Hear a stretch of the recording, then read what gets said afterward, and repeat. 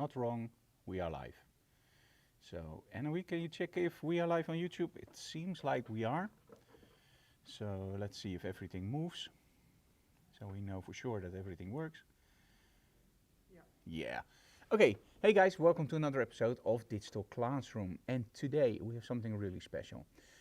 It's called the cosplay, but it's not really cosplay what we're going to do. We're going to do something with a princess, but most of all, one of the most asked questions is how can you build a small set and how can you combine continuous lighting or, like for example, a chandelier with strobes. So we're going to do everything today.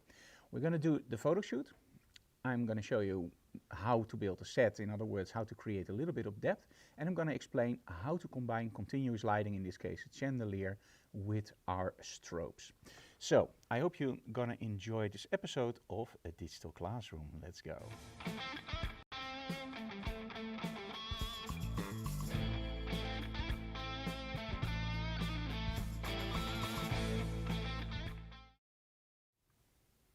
And there we go. And now if you think that music is awesome, that's me on the guitar. So if you want to listen to music of me, just look on Frank Doorhof on your favorite streaming service and you will also find some music that I create.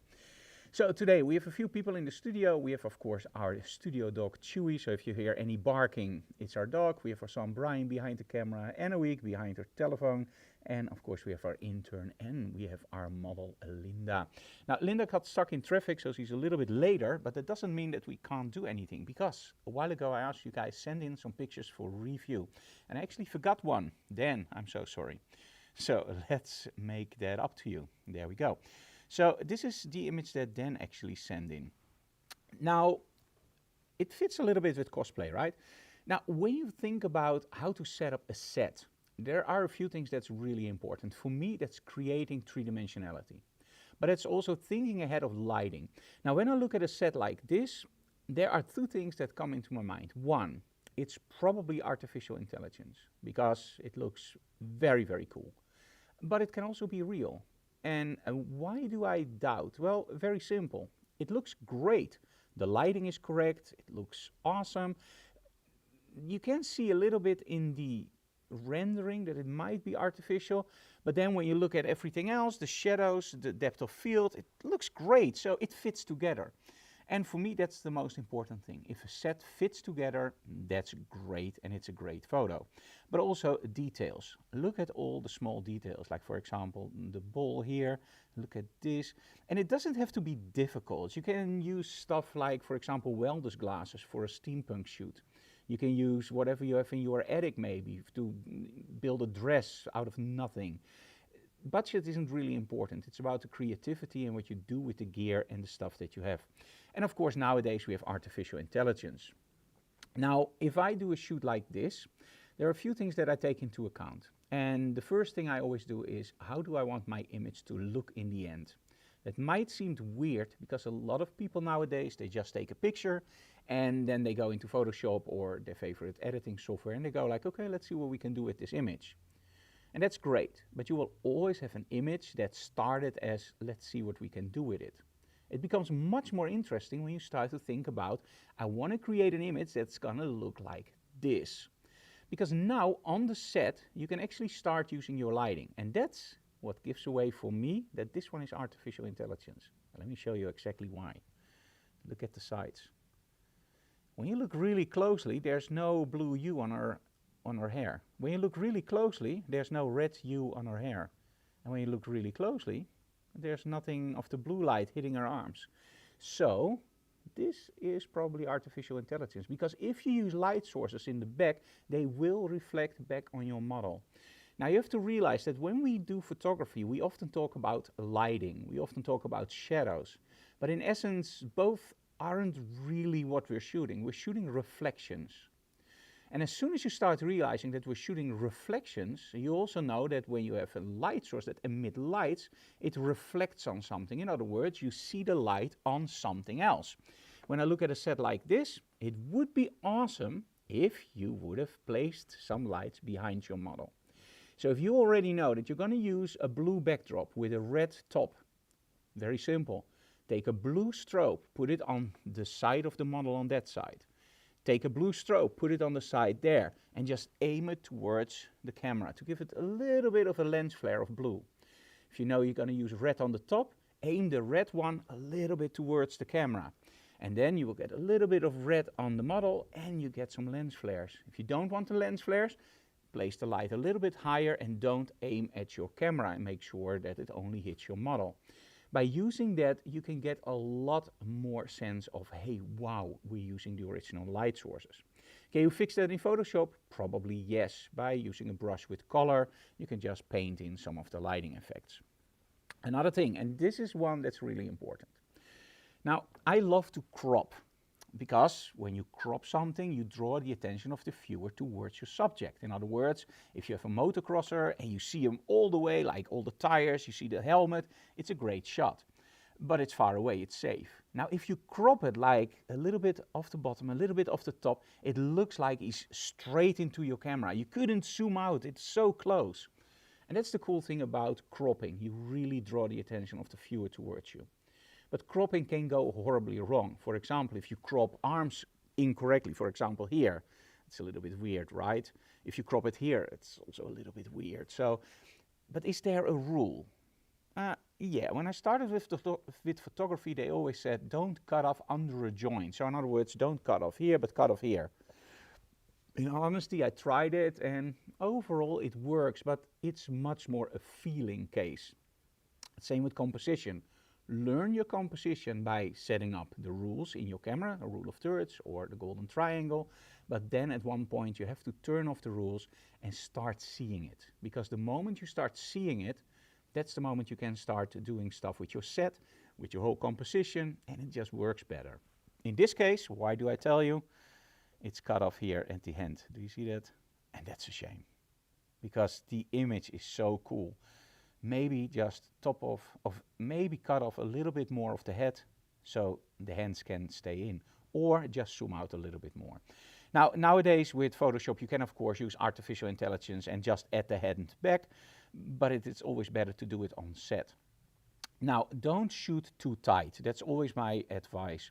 For the very simple reason, if you shoot too tight, you will eventually make a composition that you can't save anymore. Because if you just angle the camera slightly, you already lose that. Let me show you that very quickly. Let's go into the develop module. Let's say it's a little bit crooked, so I want to correct it. So let's correct it. And it's very, very tightly cropped. The moment I'm doing this, I'm already losing something if it's too tightly cropped. If I do this, I lose the whole hand. Now, this one is already okay, so we don't need to crop. But this is one of the reasons why I always tell people shoot a little bit wider when you do stuff like, for example, a whole set, when you do stuff with jumping or movement or whatever you do where you go like, maybe I just later shoot a little bit wider. Again, nowadays with Photoshop, no problem at all. We could go into Photoshop very quickly. Let's do edit original because my model is still preparing. And let's just see what Photoshop can do with this one to add a little bit to the hand. So let's do this. And let's do generative expand and let's generate. Now I hope the stream stays stable. Sometimes during the generative expand, the stream can be a little bit tricky, but overall it's okay. So as you can see here, it's okay, but it's absolutely not what we want, of course. This is a little bit better, but it's still one of those weird artificial intelligence things where I go like, no, not really. So, yeah, not my thing. But, as you can see, it is possible to add a little bit of extra stuff. Let me see where it was. Oh, here we go. So overall, no. So let's not do that. But for extending backdrops, yeah, that's great, but not with hands. And that's one of the problems I always have with the artificial intelligence in this moment. It's the hands, and it's stuff like, for example, when you want to do something with a guitar, it somehow doesn't create a 6-string guitar. It always creates something with 6 strings and a 7-string bridge, which would be awesome for guys like Steve Vai, but I can't play on something like that, and I don't think it's really realistic. So that's a part where artificial intelligence has a long way to go. So if you have to extend your image, make sure that you don't include hands, feet or whatever, but backgrounds, awesome. So that's going to be awesome. So let's see what we're going to do today. In a week, how far is the model? Because we really have to start now. Okay. So I'm going to go here, and I have my tethering set up. And so let me show you the set very quickly. So let me switch over to my main camera. And let's show you the set. So we have built a small set, as you can see here. And let me just go very quickly into, there we go, main camera transition. Cool. Okay, so what I've tried to do is create a little bit of depth in the set. So we use a chandelier in the front. We have the chair, we have our click backdrops of a little bit of a castle, we have our click backdrops on the floor to create a flooring effect. And in the back, as you can see here, I'm using the frame of a mirror. And inside the frame of the mirror, we're using a little bit like branches. It looks great and it's a great setup, but it has some problems. So let me explain the problems. So when you want to build a set, there are a few things that are important. The first thing is depth. You want to make sure that you convince your viewer that he's not looking at a two-dimensional image. He's looking at a three-dimensional image. To create depth, you have to realize that the camera doesn't see any depth. The camera is dumb. It only sees two-dimensional images. So that means, how does the camera render depth? Well, that's actually pretty easy to explain.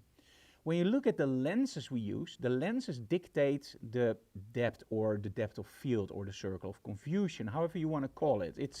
It's not all the same that I just mentioned. For example, the circle of confusion, I always explain like, that's the part where you're in doubt. Is it sharp or is it unsharp? And of course, you have your depth of field. So where is it out of focus? Where is it in focus? Depending on the lens that you use, you are changing your depth of field and you're also changing your perspective. Now let me explain. If you use a wide angle lens, let's say a 24mm, you see a lot of depth in your set. Everything that's closer to the lens will be rendered larger. Everything that's further away will be rendered smaller. Because you're closer to your subject, those distances multiply. So you get a lot of depth in your image. The problem with a wide angle lens is also distortion. So that means that it changes the perspective. So all the lines that normally will go like this, with a wide angle lens will actually go like this. If you aim the camera up, it's even worse. You will see everything going like this. You know that if you shoot a church or a large building from the bottom up, it always converges. That's why with professional photographers, and you do architectural photography, you use something called a tilt and shift lens, where you're actually angling your field, or sorry, your frame, that everything looks right again. That's how we shot our opulent red backdrop for click backdrops, by the way. So when you shoot with a wider angle, we have perspective, we have control, we have lighting. We have lines that actually follow a certain path. We want to make sure that we have something that's interesting that draws the viewer in. So when we place the floor, I try to place the floor so that all the lines will go towards the backdrop. You can also place them horizontally, but now when I move my camera, I have different angles that will actually change over, and that's a little bit difficult to control. So what I want to do is I want to make sure that my eyes actually are drawn towards my backdrop. Now to create more depth, we're using a chair, so the model can sit down in the chair, and we're using a chandelier. So the chandelier is hanging from a background system, and that's going to be one of my main light sources. Now, of course, the main light source, Annemiek, please. So my main light source, in this case, for the first set, is going to be a large softbox. We're using the lantern from Gigoto. And the nice thing about the lantern from Gigoto, let me show you that very quickly in the set. So let's go to camera 3 so you can see the Gigoto. There we go. Now as you can see with the Gigoto, and you can see me over there, hello. So the main advantage of the Gigoto is that you have the sides that are open. So the sides will actually give you a beautiful diffuse light, but also the front is flat. So it doesn't hang over like with a normal lantern. So this one is flat in the front. It means that I can steer the light, but it also means that if I want to feather the light, I can always push it to the side and just angle it. But for this setup, we're going to use it straight on our model. Now, why on the first set? We're going to do 3 sets. The first set, what we're going to do is we're going to use flat lighting. That means I'm going to use the chandelier as my accent point. I'm going to use my main light as my main light source. The second set, what I'm going to do is I'm going to turn everything around. With the first set, the lantern is going to light the whole set. It's going to be awesome. It's going to be flat lighting, and the chandelier is just going to show up. With the second set, we are emulating the light of the chandelier on our model. And it means that we're actually aiming a light source with a very narrow beam of light on our model, and then the chandelier has to do a different role, filling in everything else. And of course, we're going to use one set where we don't use any strobes at all. We're just going to use the chandelier. The model is going to lay on the floor. We're going to lower the chandelier, and we're going to create something with a little bit more depth. Are you guys ready for this? I do have to warn you for a few things. One, it's going to be dark because we're using a chandelier, so I have to make sure that the studio lights are off. So while I'm explaining stuff, we're going to leave the studio lights on. As soon as I'm going to shoot, we're going to turn the studio lights off. And that means that it will be grainy, it will be dark, and it will be spooky. So that's going to be fun. But we have a princess here, so it's not going to be really spooky, right, Silke? I think it's going to be okay. Of course. Of course, of course. Oh yeah, the dress is awesome. So let's turn on the chandelier. Anouk, can you turn on the chandelier, please? Ja, ik kan het wel even doen. Oké, ik doe het wel. Ik kan het ook doen. I guess, yes, that's the one. Okay, so I'll leave the light on for now, because I have something to explain first. Okay, so we have a set, including a beautiful dog. Isn't that awesome? And of course, the dog. So, the first thing I have to determine is how am I going to set up. So, now, just leave him there for now. So, for this setup, I have to realize that I'm shooting with two different light sources. The first one is the chandelier. The second one is my strobe. Now, to set something like this up, I'm doing it a little bit different than you might expect. You might think that I will set up everything for the chandelier. And normally, yes. However, in this case, because this light is just going to flood over the set, I have to approach the chandelier slightly different from other sets. The first thing I have to determine is, do I want the light from the chandelier to infect my set? In this case, no, because I want the light from my strobe to light everything, and the chandelier is just there for fun. So let me show you how a set like that looks without the chandelier. Without the strobes. So I'm going to turn my strobes off. I'm going to aim my light at the model and I'm going to shoot. So this is the whole setup with just the chandelier. Now the cool thing is, if you want the chandelier to be brighter, it's actually pretty simple. The only thing you do is you change your shutter speed. So let's say I'm going to go to a 25th of a second. And now you can see that the whole set is more bright. And this already looks awesome, right? This is a great shot. There's nothing wrong with this. If you make your model just sit a little bit like this and tilt your head like this, the other, perfect, and just look straight ahead. There we go.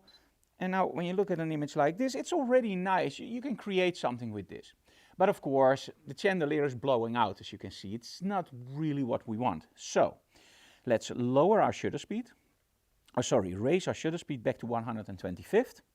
And as you can see here, we hardly have any infection of the chandelier. But the chandelier looks awesome, right? This is how we want the chandelier. We want to see all the lighting, we want to see some of the detail, but it doesn't have to blow out. But now the whole set is too dark. So in essence, you already guessed it, we are using our strobe as a sort of fill-in light, but a little bit more power, so our main light. Now, before the whole setup, I already metered it, so I'm cheating a little bit, but we already metered this. It's on 132 plus 0.7. Now that doesn't say anything, but it's on a very low setting. And I'm shooting on 2.8 ISO 200. And with the strobes and the chandelier, we're getting something like this. Now, as you can see here, the mood is totally different from that previous shot. We have much more light, the chandelier is still there, but we have a lot of junk in our set. It's compressed, it doesn't really look nice, there's a lot of stuff missing, and yeah, it's like everything is cornered into the center. Now you remember that I told you guys that you can use your lens in many different ways. So let's start by using it in a zoom lens. So let's go all the way to the back. And let's just zoom in to our model. And let's see if we can fit everything in. There we go. I have to zoom out a little bit more. And there we go. So now we have a totally different look. Now, in all honesty, when I look at a shot like this, I go like, yeah, it's great. There's nothing wrong with it. It's okay. But somehow, because everything is compressed, I don't really feel the shot, if you know what I mean. And it sounds a little bit weird. How do you feel a shot? For me, I have to be drawn in. When I look at this, everything is straight, everything is nice, but it doesn't live. So let's go closer and let's use our wide angle. Go a little bit lower, change the composition slightly and shoot it like this. Now, for me, this already works much better. And in this case, Anne, can you call Chewy to, because he's actually hitting his head, of hiding his head. There we go. That's great. Now, I'm missing a little bit of the chandelier, so let's do the same shot again. And as you can see here, because I'm shooting under a lower angle, the chandelier disappears, but also the stuff in the back. It doesn't really look part of the set, right? So I'm going to ask Anne very quickly and Silke. Anne, can you move, or Brian and Silke, can you move the frame towards the left and the branches? Hmm? Yeah, but that's no problem for us. We are multilingual. Okay, yes, there. Great. And lower the chandelier. Now, it doesn't look right if you look at in camera for the very simple reason it looks totally weird. The chandelier is way too low. Lower, lower, lower. Stop. That's great. But because I'm shooting under a very low angle, it automatically moves the chandelier up. Chewy, out of the frame. As you can see here, it was only lowered a little bit, but do you see the difference now? And now I can shoot from a slightly less higher angle and play with how the chandelier actually appears in the frame. Now, you might say like, "Ooh, Frank, it's a little bit too close to the back, right?" Yeah, I totally agree. So, and we can, Brian and Sil, can you move the frame a little bit more that way? Or, before they do that, hey, wait a minute. Let me sit here and shoot it like this. So, do you see the difference? This is a huge difference because when I'm changing my mood, my position, I'm also changing how the set looks. And that's the key ingredient, because now when I move my lighting, let's say to here, I'm getting more light from the side. I'm going to sit here, I'm going to go for a very low angle, and your eyes straight ahead, there we go. And now I have my depth in my set. Chewy. Come. He wants to be in the picture. We already shot the dog. Now, a picture, of course. Okay, let's go. The laughing princess. And we can even go really low and shoot up. But now, as you can see, when I'm going more to the back, you can see that the set is too small in essence. So let's find something in between. And of course, I can use Photoshop, but let's try to get it as right in camera as possible. And I think this is great. Now we have a nice composition. I like it. Awesome. And now, of course, when I move, you will find out that it doesn't work because the whole set is built upon that look. Or it depends how far you move. Because if I move here, I will probably see a lot of junk from the studio. Can you turn off the studio lighting, please? And now it really has to be dark. Annemiek, can you turn off that? Yeah, that's a little bit of a problem. Let me just shoot it. We'll fix that in photo. Yeah. Well, as you can see here, you already see it in the picture. It looks okay, but I don't see the frame anymore. And there's too much junk in the back. So when you build your set, take into account from which angle you're going to shoot. Lighting-wise, I like it. I like the chandelier, but the set isn't long enough. So that means that when building a set, I'm mostly concentrating on one position. When I'm shooting it straight on, you might think, Chewy. When you might think it's, hey, it's too narrow, everything is crammed together, but this isn't how I want to shoot it. I want to shoot it from the side, and then the set automatically expands like a box, as you can see here. So let's work on the rest. So let's work on our composition. I like it on the side, so let's move a little bit here. And as you can see, small movements make huge differences. Okay, eye straight ahead, there we go, awesome. Let's give it a little bit more wide angle, great.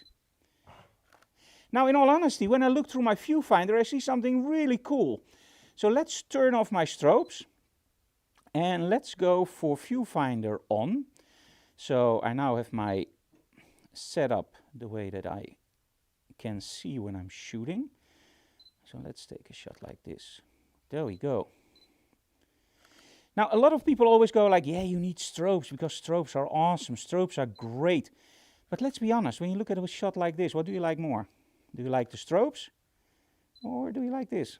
In all honesty, I think I like them both. And maybe this one even better. Cool. You can change for the next set. We're going to use focused light. And then the next set, you also have to be able to sit on the floor. So for the first, we're going to use the chair. Yeah.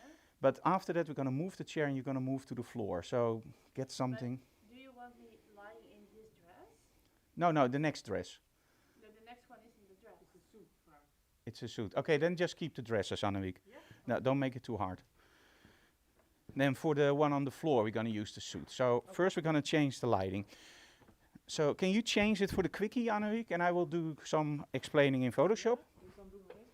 Okay, let's switch back to my camera. There we go, and let's switch over to our picture-in-picture. Hey Justin, welcome from the snowy Minnesota. Hey, Gabe is also from Minnesota, right? Yes. I know 2 people from Minnesota, that's awesome. Okay, let's go. Okay, so as you can see here, I absolutely love these shots. And because I'm shooting on ISO 200, they're absolutely noise-free. The only problem, of course, is that, Annemiek, can you please, the only problem, of course, is the color. Well, in the develop module, we have no problem at all by just correcting that. And of course, you should shoot a color checker, that's no problem at all. And then you can do it very easily, or the expo disc. But in this case, I didn't. So I'm going to pay for that by just doing it like this. But as you can see, this looks very, very nice. And you can turn the lights on and off, as you can see here. And of course, when you are in Lightroom, you can still use all kinds of funky presets. So if you want to buy my presets, by the way, we have the preset packs available on our web shop.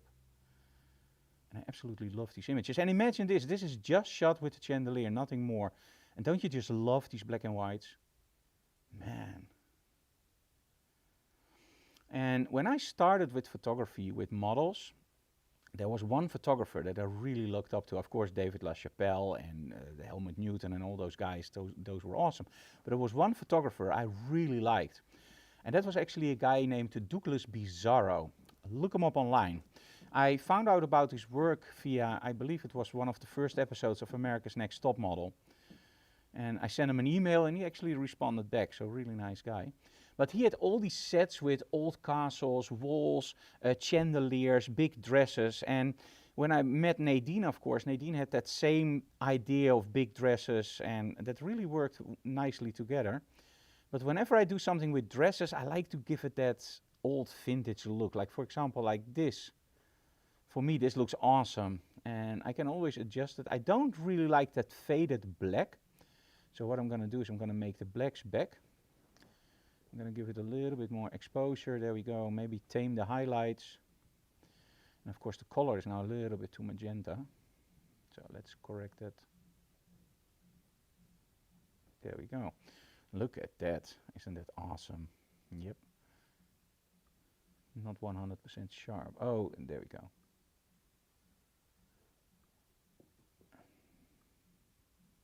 No, it's not 100, but anyway, it's 2.8, it's a workshop, you know. And we have many more images that are perfect, but this one I just selected out. So as you can see, by just using the natural light, you already get something that's interesting. Now, the strobe shots look totally different. As you can see here, this is one of the strobe shots.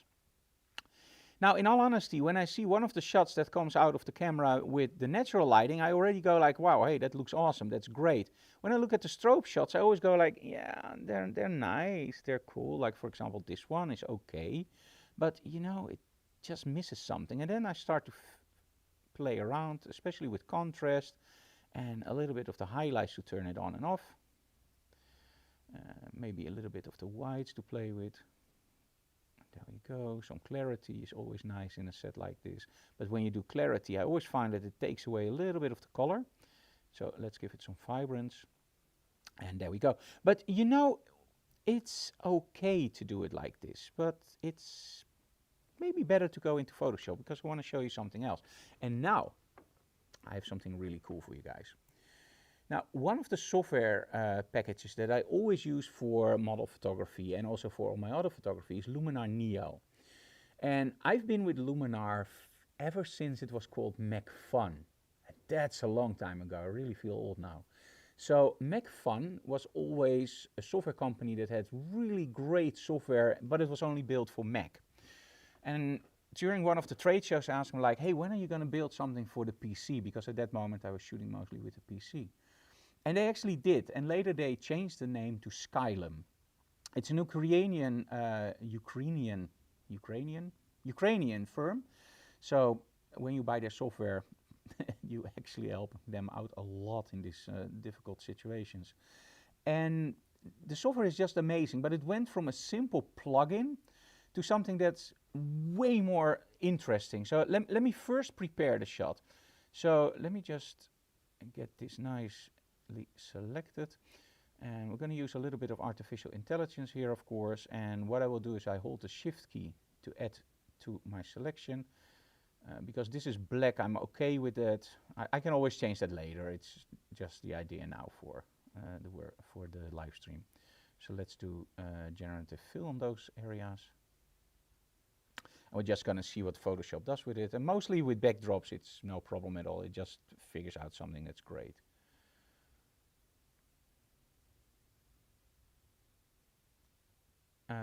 Rodrigo said you didn't put in the name of the model in the preparation. That's correct. The model's name is Linda. And the reason we didn't put it in because we didn't really know which model we were gonna go for at that point, I think. And later on, I think we forgot because of Black Friday. Okay, so this is great. So flatten the image. This is okay. We don't need anything more. There's a little bit of a light color there, but it doesn't really matter. So let's go into filter. I'm going to show you what I do with Luminar Neo. And this is without a doubt my favorite software package. And now comes the cool thing. You have to stay till the end because Anna told me to say that. So you have to stay till the end because we are giving away one free license for Luminar Neo. And I'm talking about free. So you don't have to pay anything for it. So you're just going to get it. But you have to stay till the end to know what you're going to do. So we all know Lightroom, I hope, or your favorite raw converter. There's always this workflow. And Luminar Neo is exactly the same. You just start from the top and you go down. And that's why I don't do it like that. I'm going to start from the bottom.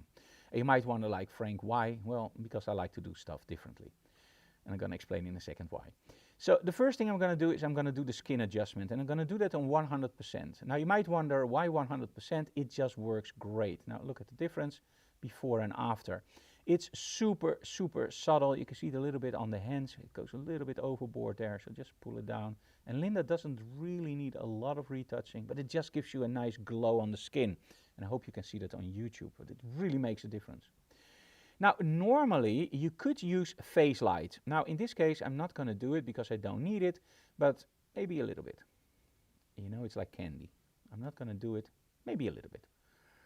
And you can also try the eyes, but in this case, her eyes look great. So what I normally will do is just a little bit of iris flare, see what happens, nothing happens. So that's great. Get your lighting right, and you don't need a lot of that stuff. Now what I'm going to do is I'm now going to go up, and I'm going to start with develop. Smart contrast is great. Just add a little bit, and now look at the difference that already makes. Great, love it. Gonna protect the highlights just a little bit, or let them flare out. Let me see. Let me just give it a little bit there. A little bit of shadows, or take it away. In this case, let's take it away. There we go, it looks great. Before, after. It's subtle, it's very subtle, but that's about retouching. You don't need a lot. Do it very subtle, and that's awesome. Okay, let's go down. What do we do now? We're going to do structure. We're going to give it a little bit of a boost and a little bit of a mount. There we go. This gives a little bit more oomph to the shot. Again, very, very subtle, but it's great. Vignetting.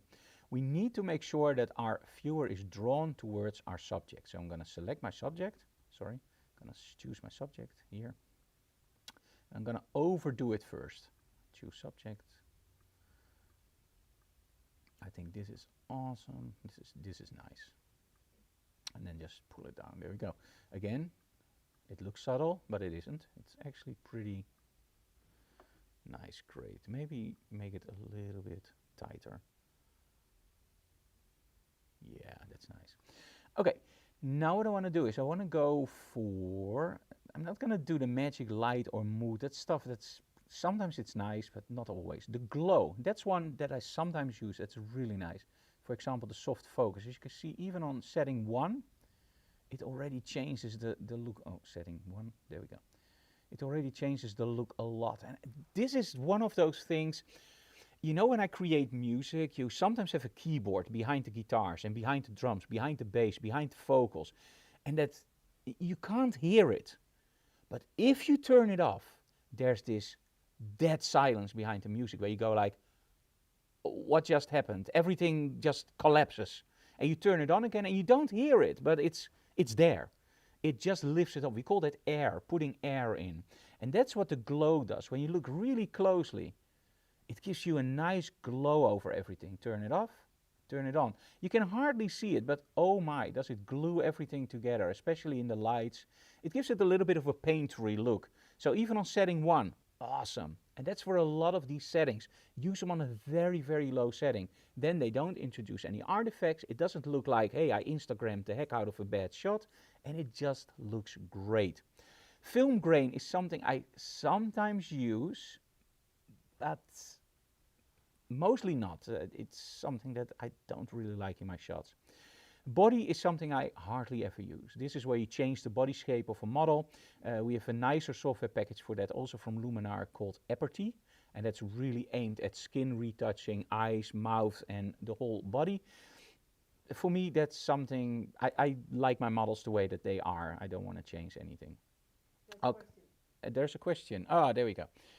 Justin, Frank, when retouching skin on your models, what do you feel is going too far? I'm seeing this trend where people are making eyes too white and the skin look like plastic. What do you think? I totally agree with you. That sucks.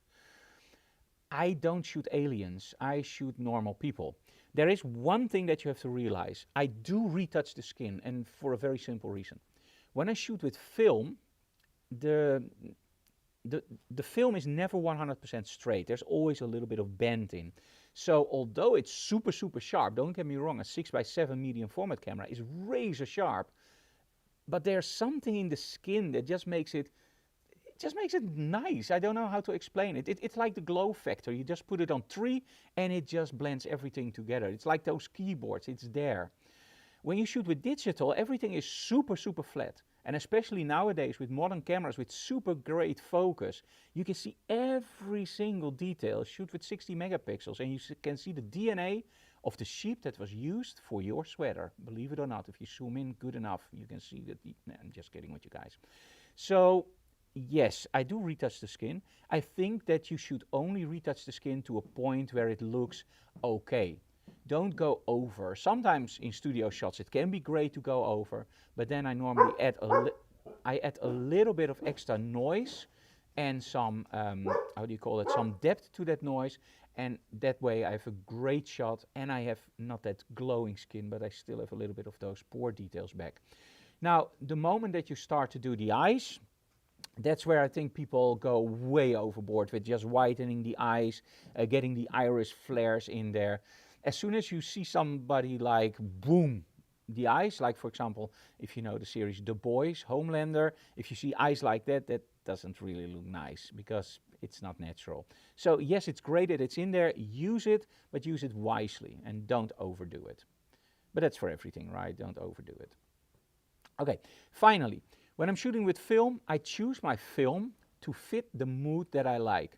So in other words, if I like a portrait, I will shoot, for example, with Velvia or Portra or Riella. Of course, Velvia we don't really use for portraits.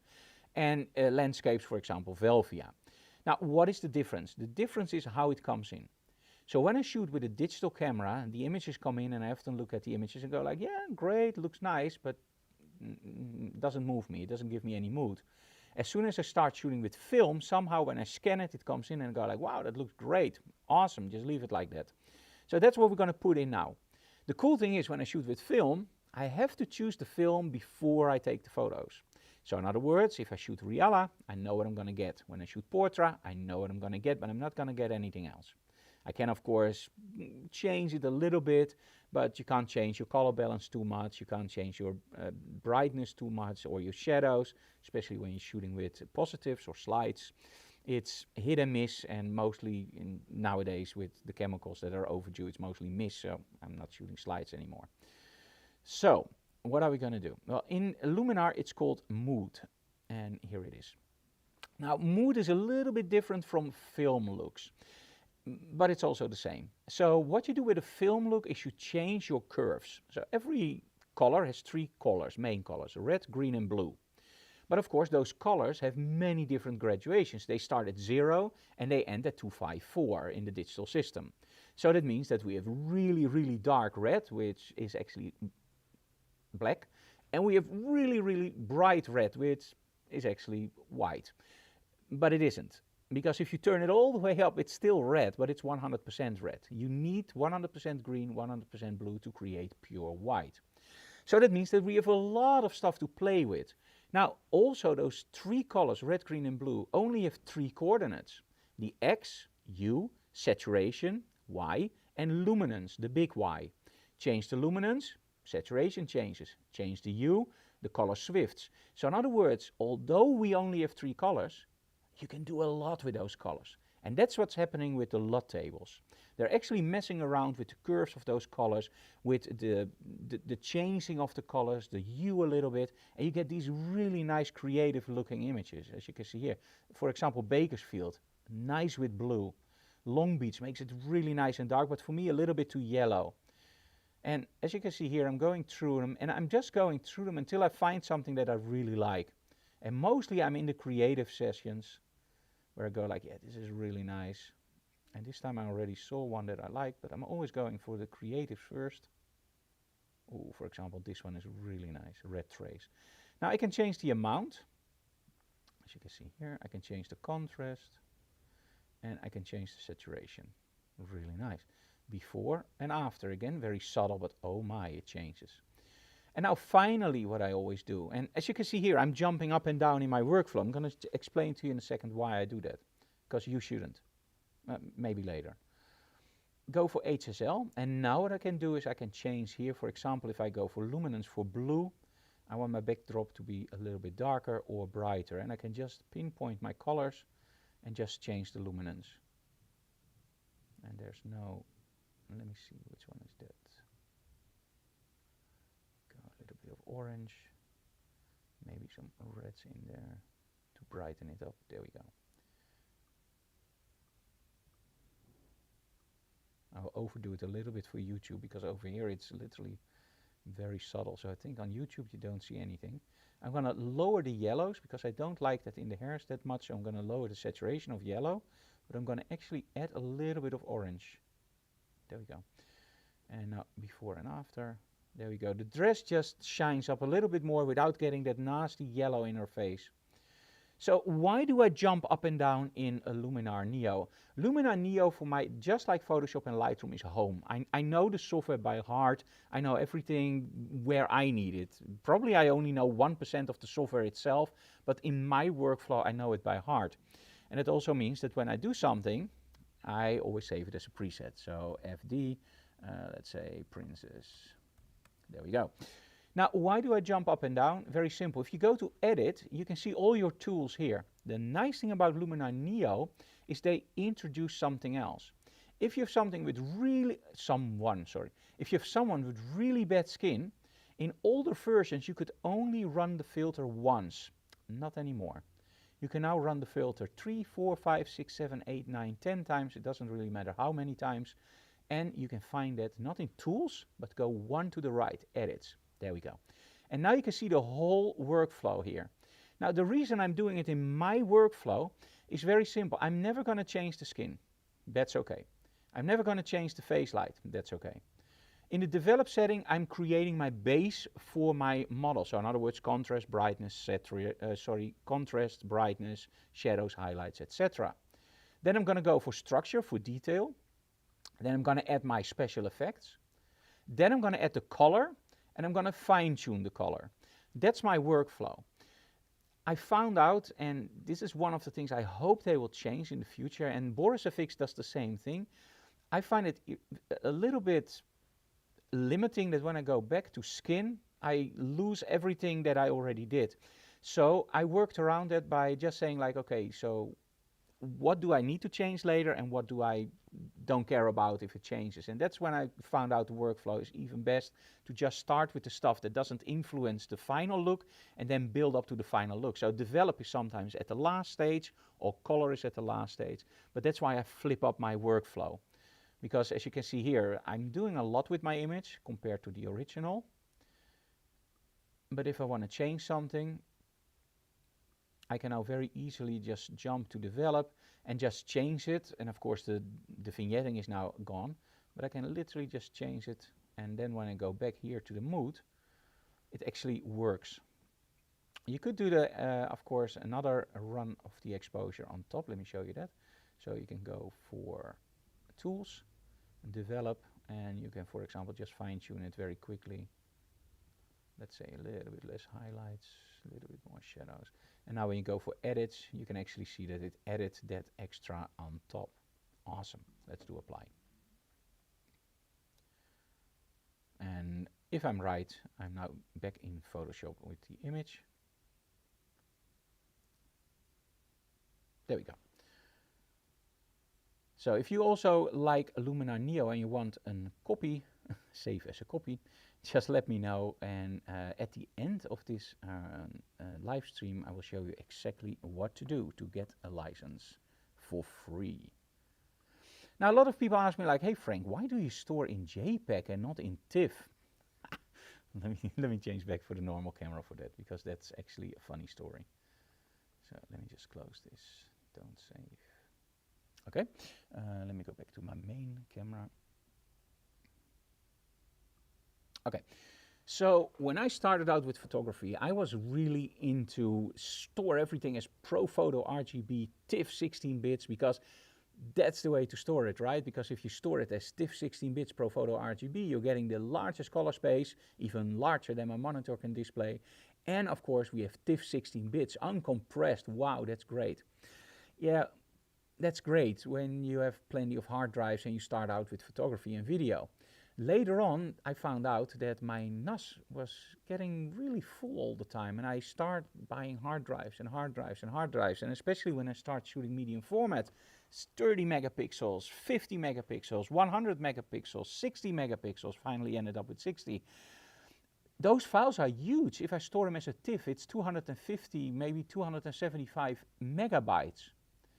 And that's the point where you have to start to realize like, okay, maybe ProPhoto RGB TIFF 16 bits is great.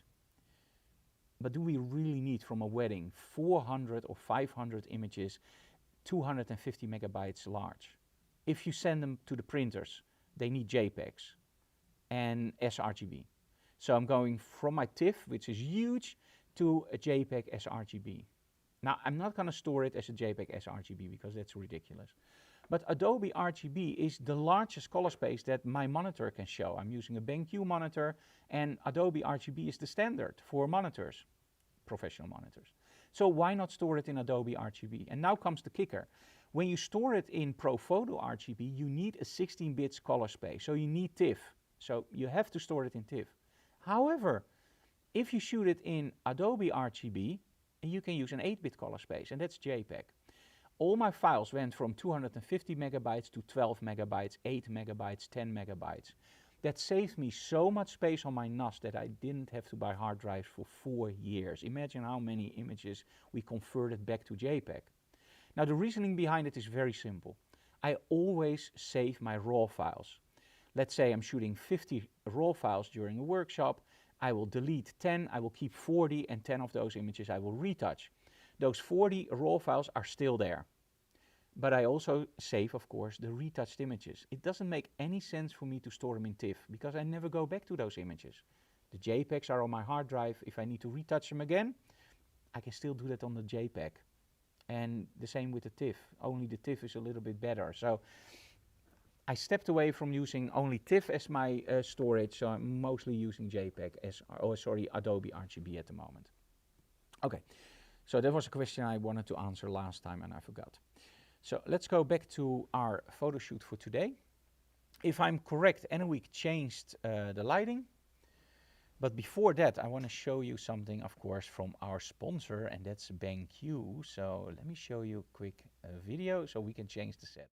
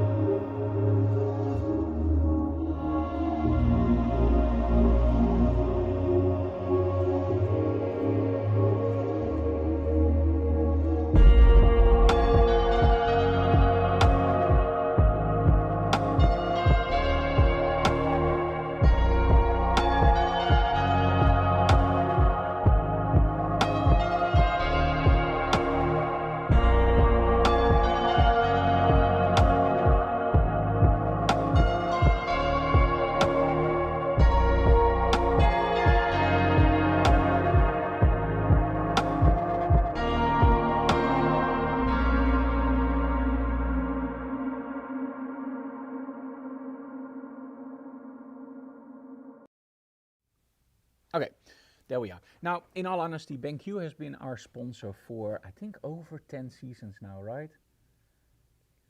6 seasons? I think 6. Oh, we are doing Digital Classroom for over 10 years. Yeah. Okay, so BenQ has been with us almost from the start, especially when we started doing it more professionally. BenQ has been there. Now, the funny thing about BenQ, and I really have to tell you guys this, I am also an ISF trained engineer. Now, what does that mean? I'm not really an engineer, but I calibrate displays. So that means that we do, for example, if you want to see the movie how it was intended, you hire an ISF trained calibrator, and he makes sure that your TV set or your projector looks exactly the same way that it was intended to be. So that's actually what we do. And so we know a lot about calibration tools and how to calibrate your display. And when I met BenQ on a trade show, they actually told me like, hey, we want to start with photography monitors. We want to make sure that we are the #1 with photography monitors. And that's a big thing to say because there are a lot of brands already on the market that are very, very high end. And for a new brand to say like, hey, we're going to do it, it reminded me of Sony. When Sony started with their cameras, they said, we want to be #1 within 10 years, I believe. And look at where Sony is now. They did it. So BenQ wanted to be #1. And the reason was so cool why I switched over. They explained to me a lot of monitors, they use calibration tools that are inside the monitor. They calibrate on one part on the side of the monitor. But did you know that a lot of those calibrator tools are so-called 3 stimulus meters? And those 3 stimulus meters, they drift over time. so does your monitor. So they both drift over time. So that means that when you calibrate your monitor, it's very, very wise to have a separate calibrator externally. The reason is simple. If your monitor drifts and your calibrator drifts, at one point, if they all drift the same way, you don't have any problem at all. But if one drifts that way and one drifts that way, then you start to see differences in your color. So for me, a good monitor should last at least 5 to 10 years.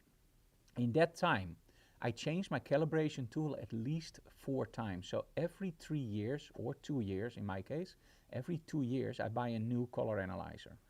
It doesn't really need to be, but I know for sure that it's 100% accurate at that time. With the BenQ monitors, you are using an external calibrator for their software. So the monitor is still hardware calibratable, so you can calibrate it inside the monitor, which is much better. And of course, you can use a different calibrator. So after 2 years, you just switch over your calibrator and you have a totally fresh set of eyes, literally, to calibrate your drifted monitor. For me, that was the major selling point. And the cool thing was, the guy explaining it to me didn't know that I know a little bit about calibrations. So in other words, he just hit the nail on the head what I didn't like about all the other monitors. I wanted something that had hardware calibration with an external calibrator. And that's when we switched over to BenQ. And in all honesty, I never looked back. If you look at their new monitors with their paper-like quality, that's great because now we don't have any flare on the monitors. You can even use your torch on it from your phone. And it does reflect back a little bit, but it's the same with the new MacBooks. Before that, you had this big ball of light coming back, and now it's just a very, very small dot. BenQ really thinks about the photographers first. And that you saw in the video, you now also get a year subscription to Pantone. So that's really nice. And they have a lot of monitors to choose from. So make sure if you are in the market for a new monitor, check out a BenQ. Now this was not part of the advertisement, that was actually the video, but this was something that I really mean and something that for me is really important. If you want to buy the BenQ, email us because we do have for all the European customers, we have a 10% discount. So give me an email and I will give you a code for a 10% discount. Okay, let's go for the next set. Are you ready to take over, Anouk? Of course. Of course you are. Oh, okay. Let me switch over my camera very quickly. There we go. Okay, so next set. We changed the lighting and now I have to think differently. Because now we have a small light source, and the smaller light source is of course a totally different light source. Now how chewy. Now how do you see the difference in light sources? What I always tell people is look at the rods. If the rods aim forward, it means that the light is projected towards your model. If the rods means like this, it means that the light spreads out over your model. In other words, if we look at our softboxes, this one, for example, as you can already predict, steers the light forward. That one steers the light forward. If we look at, let's take this one as an example. This is our brand new super soft box, as I call them. They call it the beauty dishes. Look at how this one is designed. This one will spread out the light like crazy. It will go like woof. That's why we use a grid inside to steer the light again. So in other words, look at the rods of your softbox and you will exactly know where the light goes. And after that, it's a matter of Dexter. Now, who is Dexter? You probably know the TV series Dexter, the blood spatter specialist and serial killer, of course. And the nice thing that Dexter always does is, of course, follow the lines. Now, what do I mean with follow the lines? A lot of people struggle with, how do I set up my lighting? What do I do with that lighting? Where? It's very simple, follow the lines. So if I want light on the face of my model, what I want in this case, I'm gonna make sure that it comes from the same angle as the chandelier. Because if it doesn't come from the same angle of the chandelier, but for example from here, that looks fake. We don't want that. So I'm gonna make sure that my lighting is here. But I have to make sure that I don't see any shadows from the chandelier. Now do you get it why I use a light source that actually aims the light? So I can literally just aim it past the chandelier so we don't get any nasty shadows on the backdrop. Always remember, angle of incidence is angle of reflections. Chewy? Wake up. Die kant op. Kom maar. Kom. Goed zo. Braaf hond. We have a photo dog. He loves it. Wants to be a model. He wants to be a model, yeah. Already is. So what I'm doing now, and I'm not going to hit my models, I'm actually going to just aim it. The heart of the strobe is now aimed at my model. Now, there is one thing that's different from the previous setup. The previous setup, my lighting was determined by the strobe, correct. So, if it was determined by the strobe, that means I have a lot of latitude, I have a lot of freedom to choose, because, in other words, I can put it on f16, and then I have to lower my shutter speed, but hey, the model is frozen by the strobe, and the chandelier will see anyway. Now we have a totally different setup. If I'm shooting this only with the strobe, there's not a lot of light hitting our set, because this is a really tight beam of light. It's close to my model, so the inverse square law, light falls off over the distance. Close to the model, light fall off is very fast. Probably the floor isn't even lit. So we don't want that. Do you want the floor to be lit? Move the strobe further away, and now you will light the floor. If you can't move it further away, choose a different softbox that spreads out the light more. If it's still not enough, take out that bloody grid. Yes, so you can steer the light whatever way you want. So first we have to determine what do we want. Well, let me first turn off the strobe. Now, of course, I don't need to turn off my strobe. I just turn it off in the commander. So, let me see. We were shooting under an angle. And what was the angle? Well, the angle was actually here. So, that's already the first problem I have. I can't shoot under my angle anymore. But that's no problem at all, because we're using boom arms. And what is a boom arm? A boom arm is a stand where you can actually extend one of the arms and just let your light hover above your model. So if I want to sit here to shoot, I can of course move my light slightly and see if that works out okay. No, it doesn't. So I'm going to use the boom, extend the arm, and these are old Ellingrom stands which aren't built anymore. If somebody knows an alternative, let me know, because these are awesome. And now just change your light slightly towards my model. There we go. Follow the line. Great. So, make sure that I don't fall. That would be funny. Okay.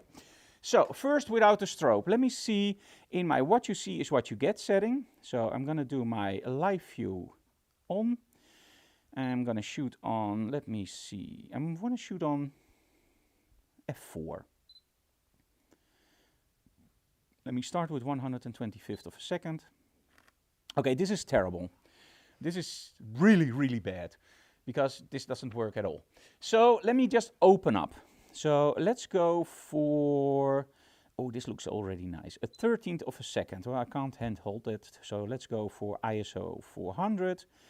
And I'm seeing it literally in my display, so it's not magic what I'm doing at the moment. I can literally look in my display and change the settings until I see what I got. Yeah, this is nice. Yeah, this is awesome. So now I already have something that I really like. I like the chandelier, I like the lighting on the model. Maybe I don't even need strobes, you know? But maybe we do. So, yeah, I have to keep strobes using. So at the moment, I have two options. The first one is look at my camera. That's the best thing to do. ISO 400, f-stop 3.5. So that means I'm shooting on ISO 400, 3.5. Now you might wonder, why doesn't he mention the shutter speed? If I want to set up my strobes, you always have to remember that when you set up your strobes, there's something called, I sometimes call it the Holy Trinity. Aperture, shutter speed, ISO. If you change one of those three, the outcome of your image will change. So if you change your ISO up, you will get more brightness. If you change your ISO down, you get less brightness. If you close your aperture, so a larger number, less light, open up your aperture, that's 2.8 for example, you get more light. Same with your shutter speed. Lower shutter speed, more light, faster shutter speed, less light. So they all interact. However, when you work with strobes, there's one thing that you can forget, and that's the shutter speed. It's not really true, by the way. You have to stay at 125th of a second as your maximum shutter speed, because that's the X-sync. If you go higher, you will get a black bar on the top of your image, so you don't want that. That's your second shutter curtain. Now, if we know that the shutter speed isn't that important, it also means that we can play with that shutter speed. Now, if I look at this image, this is at 1/40th of a second. Yeah, I can handhold that. That's great. When I look at my chandelier, do I need more light? No. Do I need less light? No. It's actually perfect. So I'm going to leave it at 1/40th. Now, if I was in doubt and I go like, ooh, maybe I need more light, I have to determine for myself, can I handhold on 1/20th? If I can't, what I can better do is before I set up the strobes is raise my ISO, and at that point, just lower my shutter speed or raise my shutter speed to get the nicest look. If I want it brighter, I can always lower my shutter speed and make the lights brighter. Yeah, so in this case, we're going to do it this way. The strobe isn't affected by the shutter speed. It is affected by ISO and aperture, but not by the shutter speed. The reason is simple. Continuous lighting builds up over time. However, the strobe is a pulse that only comes at one very, very fast duration. For example, 1/5000th of a second, 1/4000th of a second. That's the strobe. So when we set up, shutter speed is only for the continuous lighting, aperture and ISO are for the strobes. So I know now ISO 400, 3.5. So I'm going to grab my light meter. I'm going to set up my light meter for ISO 400. Luckily, you can set everything up. So let's go for ISO 400. You can even set it on 1/40th if you want, but in this case, I'm just going to leave it on 125th. And the only thing I now have to do is make sure that my strobes are on 3.5. 4.06. So that's a little bit too high. So we're going to lower that. There we go. 164. Okay, let's try now. 2.81, almost. Let's add a little bit. The remote control is on my camera, guys. That's why I have to lean down. There we go. And if I'm right, I don't have to go left. Yes, 3.5. Okay. So now, the only thing I have to do is make sure that the strobe fires and is aimed correctly. And there we go. So now we have strobe filling in that light. So one more time. You just look a little bit that way. You don't have to look into the light. Let me do the same shot. One without the strobe. That's this.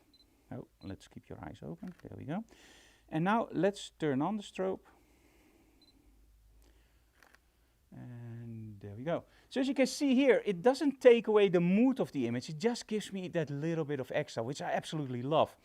So now just move around our model a little bit. So let's sit down here. Nice.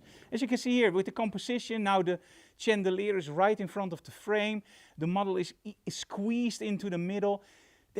And now everything is compacted. We want three-dimensionality in our scene. So just like before, I'm going to sit here, shoot from a lower angle, and there we have our three-dimensionality back. And of course, you don't have to shoot full body. How about some close-ups like this? Or maybe we want to go really close to our model. There we go. And maybe, just maybe, we are in a really creative mood. And let's see if we also have a strobe in that back. And let's see if we can lower that strobe to 132. There we go. Oh, other way around, of course. There we go, 132. Okay. And this is a blue light that will hit the set if it's turned on. Sorry, guys. Let's turn the strobes on. That helps a lot. And the remote, of course. So, there we go. Okay. Same depth from here. And now as you can see here, a little bit of blue from the back, but it doesn't really move me, right? It's nice, but it's just a little bit. So let's see what we can do with that blue. So let's just turn it all the way up. Let's go for 1/8. Ah, there we go. And I'm going to cut it out slightly. I like this, but let's move the light a little bit towards me because I don't want that light in the back. I see you in a week, one moment. Let's move the light here. So I'm not going to aim it at my model anymore. I'm going to aim it straight at the camera and I'm going to use the feathering so I don't have any infection on the set. So let me switch that to here. There we go. Okay, what's the question, Annemiek? The question is, when shooting on 1/30th of a second, what happens if the model moves? Okay, when shooting on 1/30th of a second, what happens when the model moves? I'm going to kill her. Will she get blurry?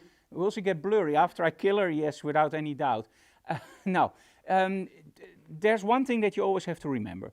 When you shoot with continuous lighting, 128th of a second or 100 is never enough to freeze your model.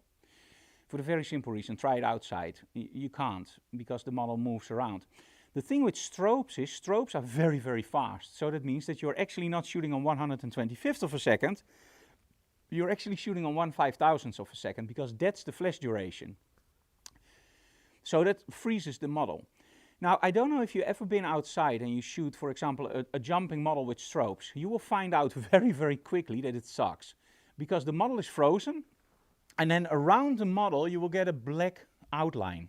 It looks terrible. What it actually is that's the available light, so the natural light. But because the model jumps, it's frozen by the strobe, so let me show you. This is where the shutter speed starts, there. And that's where the shutter speed stops. So she jumps, shutter speed open, shutter speed closes, model jumps down, falls down normally. It would be weird if she jumps and then goes up, right? So we don't want that. So the strobe does this. So the shutter speed goes open, strobe, boom, freezes, shutter speed, shutter speed, shutter speed, model goes down. So the model is frozen at one point only. Everything where she goes up and down is black. So that means that she is black on this side, black on that side, depending on where your fall off of your strobe is. But that's a very technical part. Normally it's a little bit more on one side because the cutoff is faster than the race is faster than the cutoff. So we don't want that. In a studio setup like this, we don't want harsh and double shadows. So we choose softer light quality. So in the case of the chandelier, we place it close to our model that you have that nice wraparound effect. We're using softer quality of light, so in other words, a softbox with diffusion panels and a grid to steer the light, and maybe some lens flare. If my model moves, she is frozen by the strobes. So her eyes will be 100% perfect. However, if she moves, you will see it in the final shot as a very, very tiny blurriness around the eyes. So yes, you have to be very careful. If you zoom in, you see it. If you just publish it on YouTube or on social media, you won't see it at all. As you start printing it, it will start to show up. So yes, even on 1/30th of a second with strobes, make sure you are careful that your model doesn't move around. So jumping models with chandeliers, no, not a good idea. I hope I explained that good enough. Okay, let me shoot a few images with the strobe more in the back. As you can see now, the lens flare gets a totally different look. Can you tilt your head that way? Perfect. Oh, nice. Can you make one without the black filter? Yep. I'm using a black diffusion filter on my camera for the lens flares to make it a little bit nicer. If I take that one off, let me show you one with the lens flare like this. There we go. If I take and now I'm even using a sun hood, which you normally should never do. So let me show you one without the sun hood. Sorry, I was not paying attention. So that's without the sun hood. As you can see, getting a lot more. Okay, I'm going to try to do it from exactly the same position. So I'm going to take the black diffusion filter off, focus on the eyes. There we go. This is without the black diffusion. And we're going to do the black diffusion again. There we go. So it doesn't only create a larger lens flare, it also creates it nicer and smoother. Now in this case, as you can see here, the images come in and it looks a little bit weird.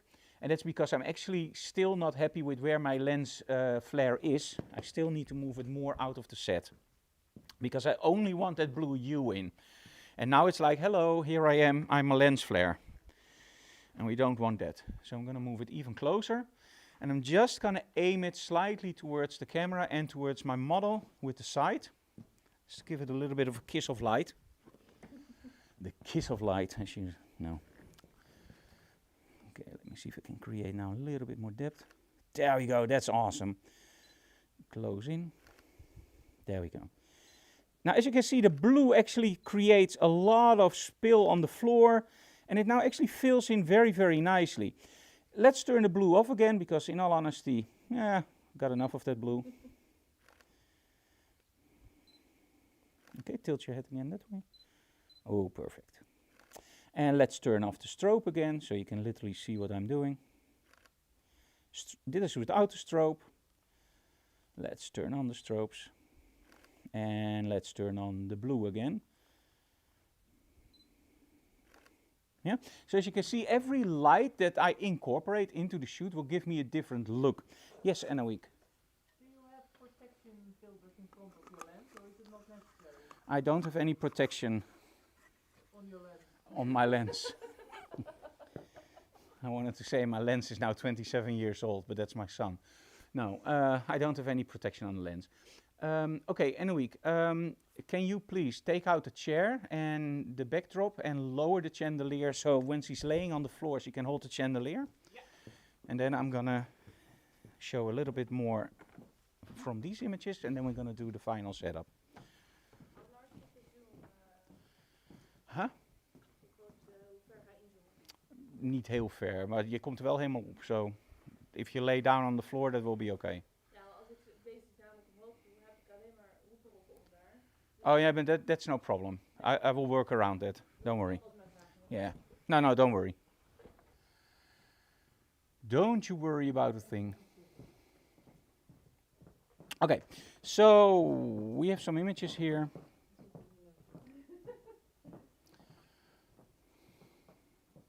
Let me just select one. As you can see here, without the strobes, with only the fill-in light and with the accent lighting. So it's okay. And always coach your model that she looks straight ahead. As you can see here, this is the part that you don't want. I call this the Walking Dead eyes, where she's actually looking one way. And you actually want your model to be looking towards the camera or slightly in front. So I always like it when they center their eyes. So you get that really nice centered look. Oh, this one is cool. Let me see if I want that's better. Like that one. That one is okay. That one is nice. This is cool. Okay, so when I edit something like this, what I will normally do is I will try to open up the shadows, because I know in my filter sometimes the shadows will get slightly blocked up. So we want to make sure that I give it a little bit of extra shadow detail in Photoshop. In Lightroom, because I know as soon as I start adding contrast and other stuff, it will already take me a little bit more detail. It's gonna take away a little bit of the detail. Let me switch over the camera. Sorry guys, you can still see everybody walking around. Ha, that's better. Okay, let's switch over to the bigger view. There we go. This is much better. Okay, now the image isn't straight, but I'm not gonna do that in a Lightroom for the very simple reason I want to expand my canvas. And that's something I like to do in Photoshop. So let's go into Photoshop. Am I already in Photoshop? No. Why not? Command A. Ah, there we go. Okay. Nice view, fit on screen. Let me switch over to my straightening. And this is something that I do on the eye, because I shot it under a strange angle. There's no lines that are really walking or following a nice line. Sorry guys, but Annevi, can you please stay quiet? I'm losing my train of thought sometimes. Sorry guys. Okay, let's just generate.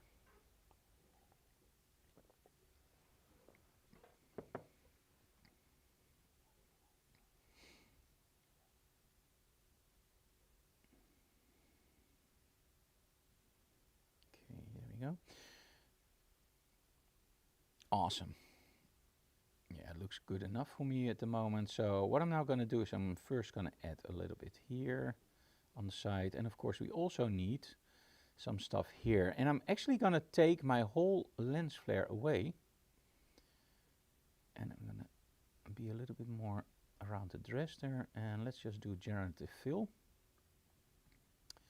I'm gonna show you in a second why I do this.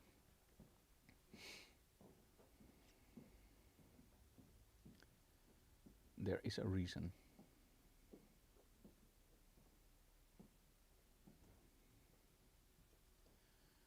Okay, now in all honesty, I don't really mind if it, that's nice Photoshop. Wow, okay. Didn't ask for that, but I'm happy with it. Great, things ahead. What I actually wanted to show you guys was another software package called Boris FX. And Boris FX is one of my favorite software packages in the world. For one very simple reason, it's unique. And I never saw anything else like it. Now, I'm not going to show you a lot about what it can do. I just want to show you a few things that I love to use. And the first one is light. Now, in all honesty, at first it can be a little bit overwhelming with all the different options you have here. But just go through them really slow. And at one point you will find out that there's a lot of stuff in there that's actually pretty easy to understand. Like for example, if you press light, you will get a lot of options here for example, gobo projectors. But for me, at this moment, I'm gonna go for lens flares. Now, as I told you before, when I reviewed the image from then, if I shoot something on the set, I already light it. So if I know I'm gonna use blue light, I'm already lighting it with blue light. Because then I only have to go into, for example, Boris FX and place a lens flare exactly in the place where it already was. And it just looks natural because there was already light hitting my model in that color. So in other words, it doesn't look like, hey, there's blue light coming, but there's no blue light on the model. That's so weird if you see that. And that's a dead giveaway that somebody's using artificial intelligence. So if you want to use artificial intelligence, think ahead. What kind of colors do I gonna use in my backdrop? And then make sure that if you have a red backdrop, that you just give a little bit of red on your model. It doesn't have to be like this, like wow, boom, there it is, but subtle. Subtlety is king in this kind of stuff. So as you can see here, I hardly see my lens flare, but it's there. Let me give you some action. Oh, I like this one. It gives it a little bit of magic. So just do apply. And let me see, we're still live. Yes. With Boris FX, sometimes I lose my connection with the internet.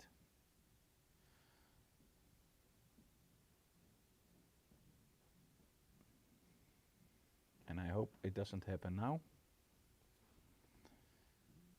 Let me see. Enrique, are we still live? I think we are. Let me wait until I see it in Photoshop. Yeah, there we go. We're still live. Okay, and after that I've done the lens flare, I can still go into my Luminar and create my look. And as you know, we already created that look because I already stored it.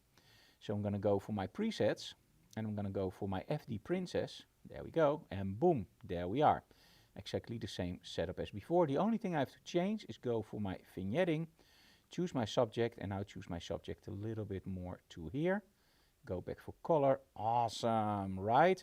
Face light, too much. So let's lower the face light. Now you know why I have that workflow, right? Because I can go in, change stuff really fast. There's a little bit too much highlight on the skin of my model, so let's lower the highlights. Go back. There we go, this is much better. And press apply. So in essence, as you can see here, I'm not changing a lot in Photoshop. I'm adding stuff, what's already there, and everything else is just a look. But look at the difference it makes. This is a totally different image than before.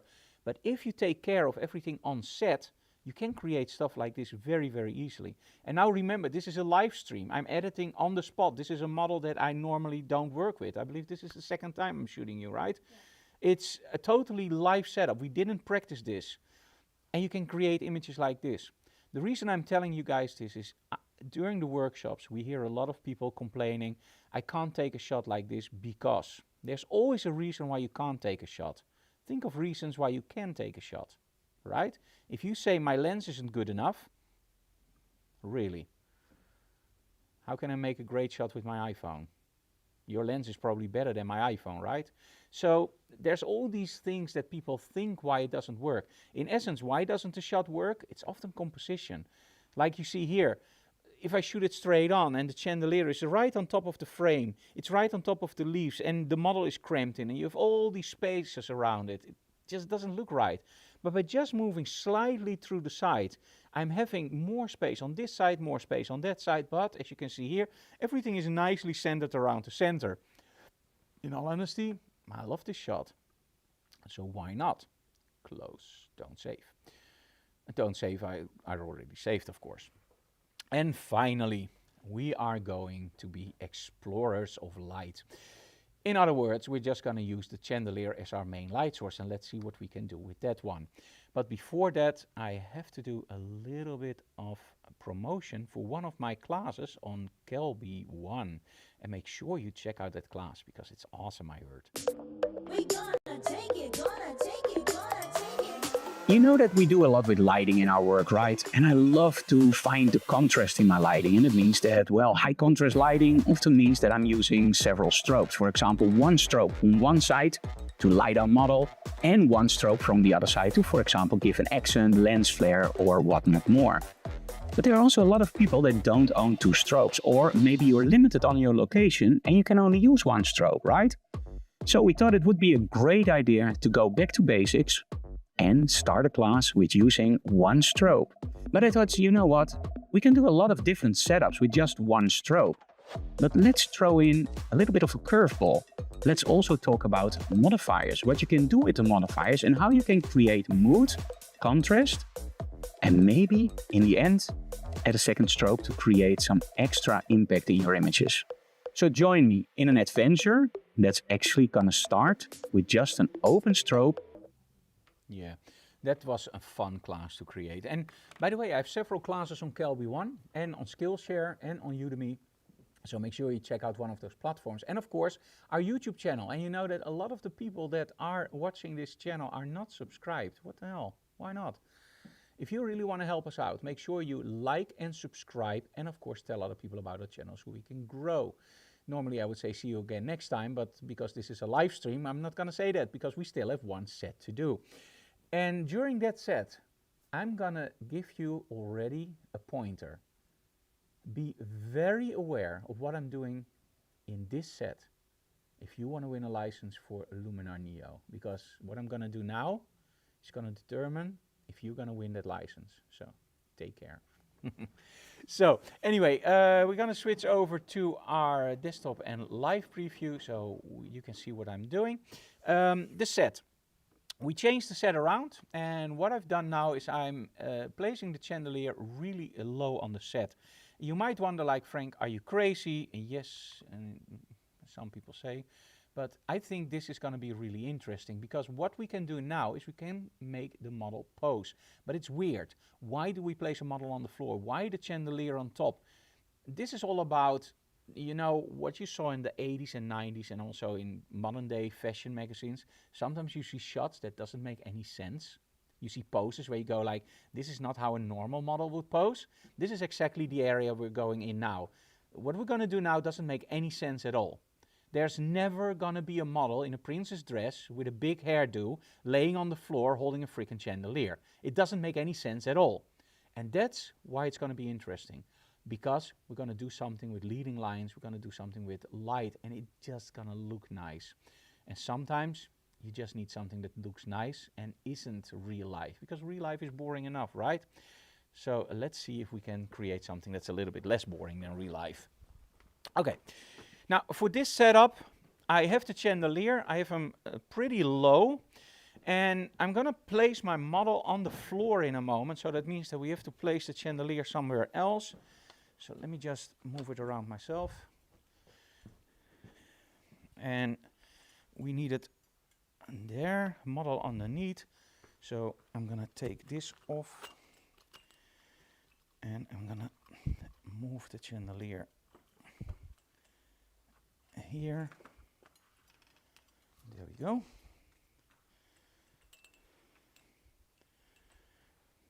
Let's take out we go. And I think it's a little bit too low now, so let's move it up. Nee, lukt wel. Okay. And I'm just going to ask Linda, can you lay on the floor? Ja, mag omhoog. Oh. So we're not going to use any strobes at the moment. Gezicht die kant op, dus benen die kant. Ja, Brian, hoog genoeg. Yeah. That's why we have Photoshop, Linda. Perfect. Yes. You know how many layers have You know how many layers Photoshop has?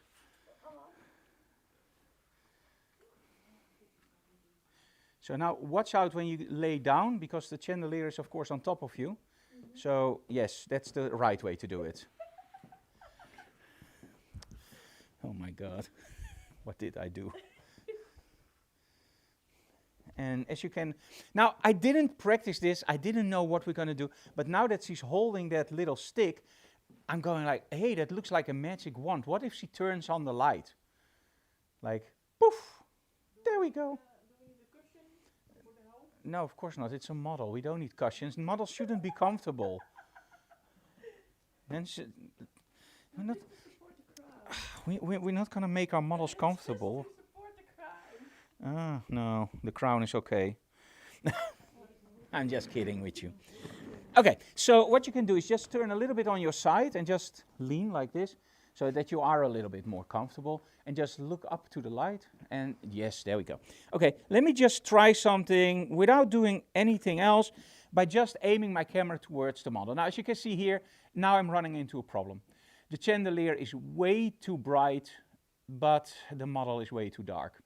Can I fix that in Photoshop? Absolutely not, because this is a problem that you can't fix in Photoshop. You can raise the shadows a little bit, you can create a little bit less of the highlights, but then you will start to see that there's becoming a lot of artifacts in your photo. So we need something to make sure that the model gets enough light. Now, there are two ways to do this. The first one is, can you sit up just a little bit, that your face is closer to the light? There we go. And don't be afraid, you can hit it. Yeah, there we go. That's nice. And now look straight up. There we go. And the only problem I now have is there's this little thing hanging from the chandelier that I don't like. There we go. That's better. There we go. Now let's just open up. So I'm going to go for 2.8 and I'm going to go for ISO 800. So when I look now through the viewfinder, I see that there's a lot of light, way too much. But you see the effect, right? Because I'm now really close to my model with my bright lights, the face is getting more light. I also have that darker shadow area, which I absolutely like. But in this case, I can actually now raise my aperture and raise my shutter speed, so I have more chance of a sharp image. And there we go. Go from a really low angle. There we go. So the only thing I now have to do is make sure that the face of my model gets a little bit more light. So what do we do? Very simple. Raise the lower the shutter speed. There we go. But now we have a chandelier that's maybe just a little bit too bright for that shadow side, or maybe make my model look up to the air, all the way up, like in, there we go. If I change the position of my model, look at how the shadow changes, much better. Okay. Yeah, no, not, just sit up, like that, perfect. And now center your eyes and keep the crown on, if that's possible. Yeah. Yeah, just we need personnel to help out a little bit. On that way. Oh yeah, it's everywhere. Yeah. Linda's dress is very big. So what you can see now is she's laying under the chandelier, right? What would happen if I ask my model to move a little bit more to the back? There we go. Now look at the difference, guys, because this is going to blow your mind. By just changing the position of my model, look at the lighting. Now I'm actually overblowing her arm. I'm having too much light. So if you can lower your arm again, the crown will stay on. And just look that way. Perfect. No, you have to sit up. Yeah. Perfect. And now look that way. And otherwise we're going to lose the crown for a second. If that's, oh, there we go. small crown as well. Maybe that's better. Annelie, can you get a smaller crown? There are like two. One is in the box, or I think it's not. So as you can see here, I'm still struggling a little bit that I think it's too bright. So I'm going to lower the brightness by raising the shutter speed. That's my preferred way, of course, at this moment. There we go. This is much better. And of course, we can also change the angle. Look up. More. Yes, there we go. And because I'm looking through the viewfinder, I can literally see what's going on. Now, in this case, the chandelier is for me a little bit too much out of the frame. So I want to make sure that it's in the frame. So that means I'm shooting from a slightly higher position and shooting, for example, like this. Ah, that's much nicer. I really like this one. So now see, it's a smaller crown.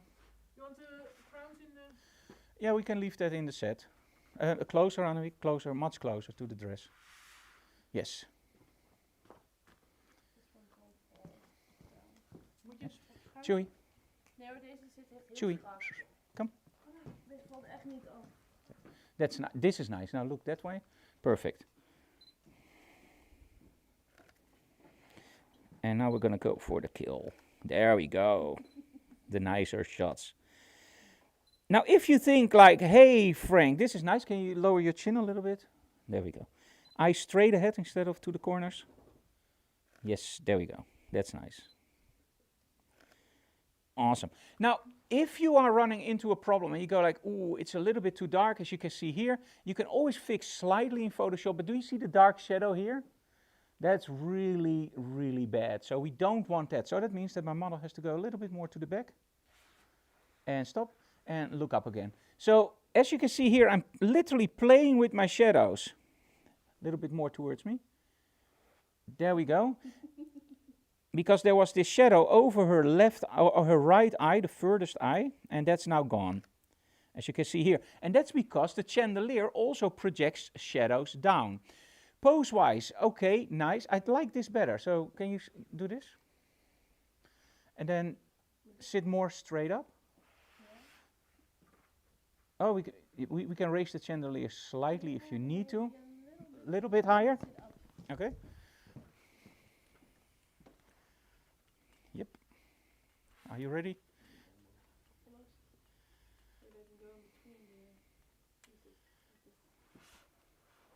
Okay, perfect.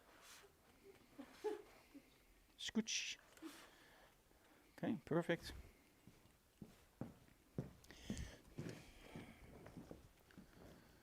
Okay. And there we go. As you can see, sometimes the pose laying isn't perfect, but sitting up, much better. Let's go for a lower angle. Oh, this is a really nice shot. Can you tilt your head up all the way to the light? Make sure that you don't see those nasty shadows. As you can see here, I'm judging it on a smaller display, so that's difficult. But I'm also having the big display in the studio on. So in between I can check. That looks much better. Now, if you are still missing some information, and I don't like the arm there, so just extend the arm and look that way if you want. This one extend? No, just leave it on the dress and then look that way. And then eye-centered. Perfect, eye-centered. En recht vooruit kijken. Dus niet naar de, je blijft naar de hoeken kijken.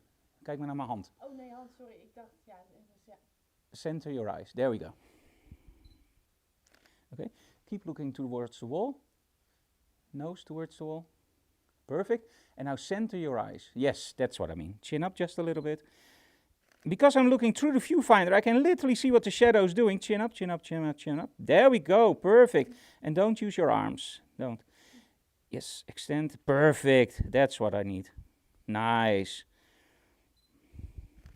Great. Now, if you need more light on the eyes, there's one very simple trick.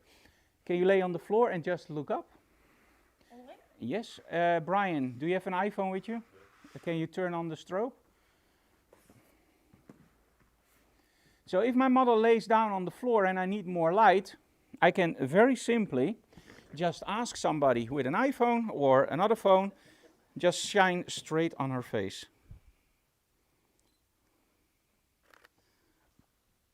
And there we go. And you just have a little bit of extra light.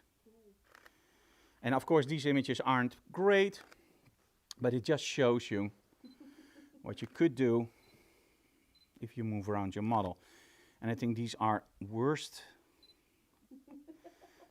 These are not great. On the other hand, she's laying a little bit weird. So can you tilt your, can you lay on your side?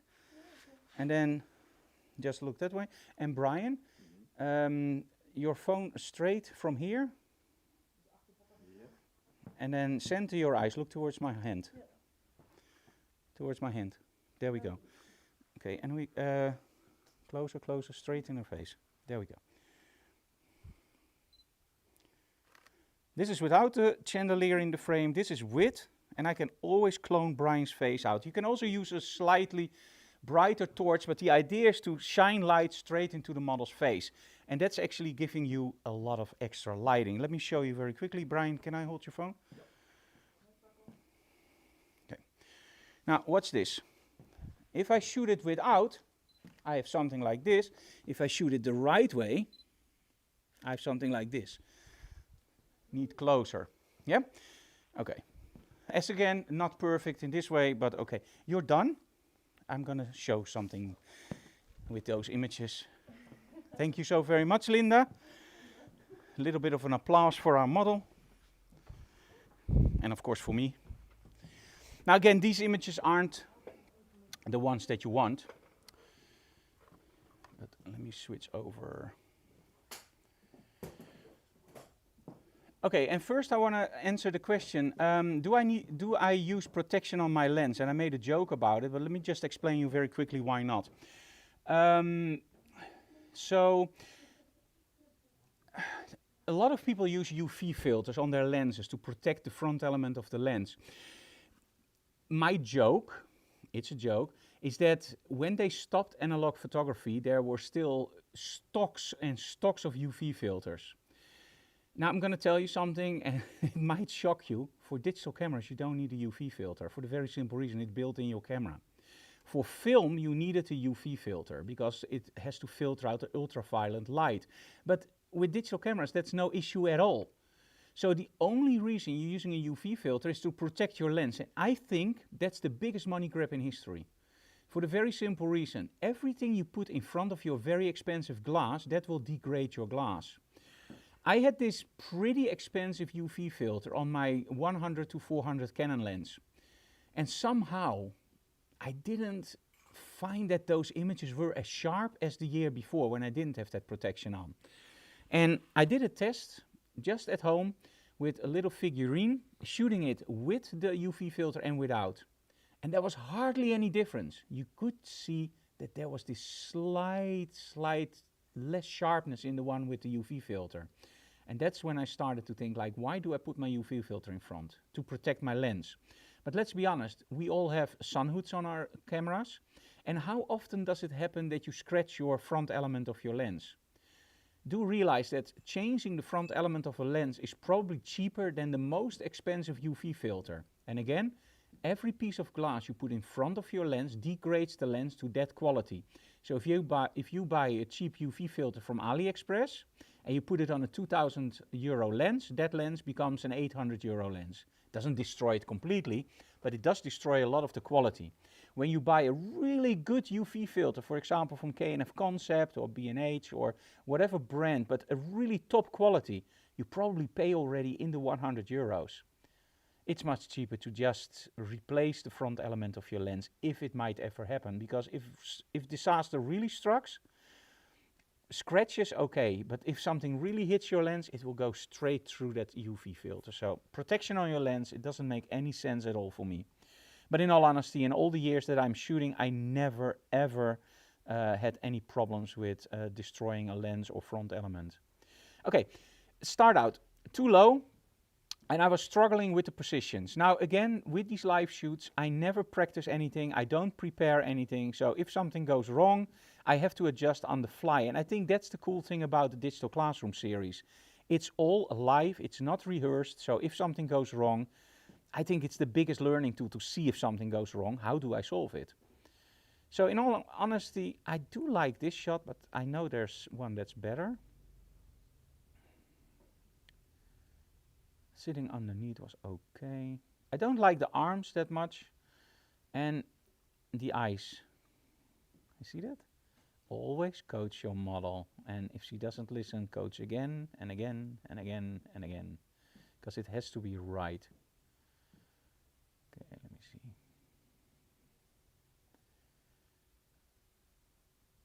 This is without the iPhone, this is with, and normally, and you can see it in the eyes, you see now we have those cat slides, and when I do this, the eyes are really, really dark, and it doesn't light up that much. A flashlight is even better, by the way. Okay, so let me see. I want to select one that I really like. I think, in all honesty, the one that this one is also nice. Okay, let's just select filters to rate it, and let's do this one. I think this one is, but I think, by the way, let me do filters off. I think we have one with that one where we have a little bit more dress. There we go. I think that one is better for demo purposes. Okay, first things first. Let's bump the exposure and lower the highlights. That I can do without artifacts because I'm raising the exposure, lowering the highlights, so I keep the same flow in my lights. As you can see here, when I turn them down too much, it doesn't look nice. Adding a little bit of contrast already. There we go. Opening up the shadows to make sure that I can do my work in Photoshop, and changing the color temperature. Now, normally, when you want it 100% correct, you use something called a color checker. Can you give me the color checker, please, Silke? There we go. So this is a color checker from X-Rite. Let me switch over to my main camera. And this is one of those things that I highly recommend you guys getting. It's incredibly important. This is a color checker. You shoot it. There's software where you can just create a custom profile, and what it does, it knows all those squares, exactly the 3 coordinates, the X, the Y, and the big Y. Make sure you use a light meter to light this correctly. If you underexpose it or overexpose it, your profile will be wrong, because luminance determines how a color looks. So if you underexpose it by half a stop and then you correct it with half a stop, your colors will look weird, funky, and doesn't look right. So make sure you light this exactly the way that you shoot your model. In this case, I would highly advise to use a big softbox about 4 or 5 meters away from the subject, from the color checker. Hold your light meter in front of it, meter it, and take the shot. Why 4 or 5 meters away? Or 2 meters is also great, of course. Light falls off over the distance. If you place it really close on the color checker, it falls off really fast, so you never know if the metering is correct. When you place it 3 or 4 meters away, you know the metering is correct because of the distance. And then, of course, in the studio, when you place it really close to your model, hold the light meter close to your subject and take the reading, and you will get it perfect every single time. The bottom part is new, that's for white balance. So you can also white balance on one of the top squares, but the lower part is for white balance. Now this is a duo. This one is awesome because this one is also for video. And for video you can set up your blacks, your medium gray, and your whites, and of course also your color profiling, for example in Premiere, or for example in, now I lost the name of the software. Premiere, Final Cut, and DaVinci Resolve, that's it. I'm using Premiere and Final Cut mostly myself. Okay, I really like this shot. I already did some pre-work, so let's go into Photoshop. And as you can see here, it's also a little bit crooked, so we're going to correct that. Ooh, let's switch back to Photoshop desktop. There we go. Okay, Command E. And by the way, if you guys have any questions, feel free to ask them. Of course, that's why I'm here. Okay, so this looks a little bit weird. So what I'm going to do is I'm going to cut off that whole side. And in this case, I'm just going to use Content Aware Fill. Should be no problem at all. There we go. Content Aware Fill, you know, it doesn't cost you any credits and it works most of the times for that kind of stuff perfectly. Now I'm going to make sure that everything is straight. I don't know why I didn't shoot it straight, but hey, that's probably my problem. Oh, one moment. make sure that you use your original ratio in this case. Because if you upload it to internet, you want to make sure that everything is the same. Otherwise, you get these weird things in Instagram and whatever, and it just crops off your shots where you don't want it. Okay, let me just change it for this. For me, this looks pretty straight, and I don't look at the lines in the back because I'm shooting it under an angle. I'm actually looking at how is the chandelier looking and how is everything else. Now, I know that for this kind of stuff, you just do a point and you just do generate. And somehow with backdrops, again, it's a little bit hit and miss, but most of the times it will go fine with Photoshop. So let's see what happens here. We need, of course, a lot of extra. It looks great. No problem at all.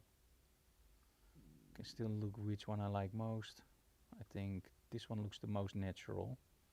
This is a little bit too much detail for me on the top. Although, I actually like that. So let's do this. Okay, flatten your image. And now if we just go into Skylum software, I'm going to show you something that's really neat. So first of all, I'm just going to use my princess preset because we want to keep the whole set a little bit looking the same. So let's do our princess. There we go. That's already wow for me. It's great. Let's go for my vignetting. Let's choose my subject. There we go. Let's go back for color. Nice. I think it needs a little bit of face light, for example. There we go, or less. Now let's do it all the way up so you can see it.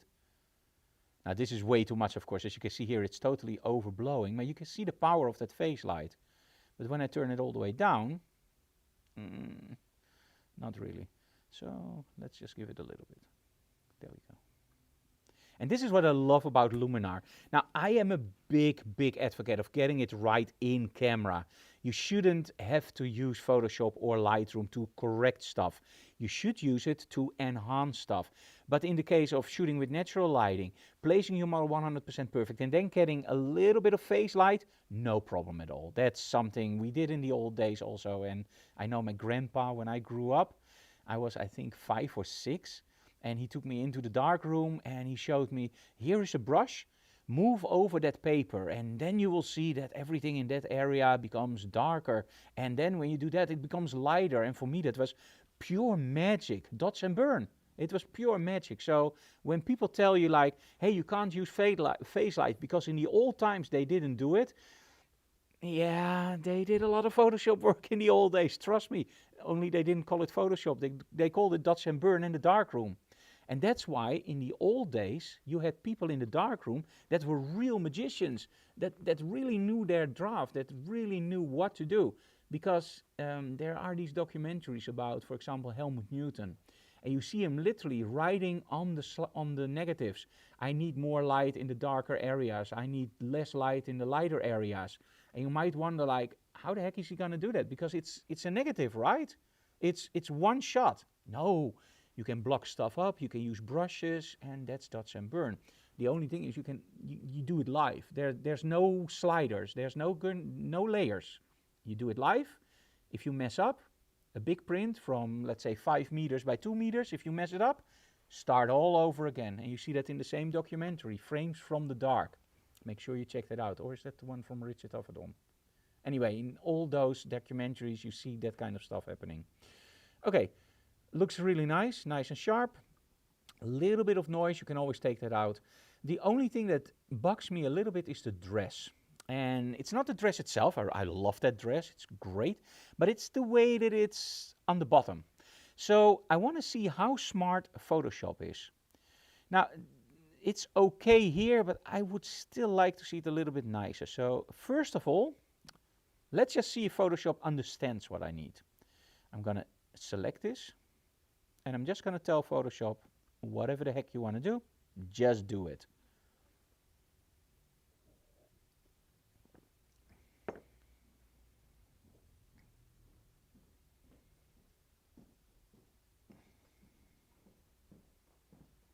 Takes a little, oh, that looks really bad. That's already better, and that's also bad. Okay, so what can we do now? What you can do, of course, is type in what you want. I'm going to select a little bit more, and I'm going to type in pink gala dress. Now sometimes it just creates a dress, including a model, where you go like, I don't know, it doesn't look right.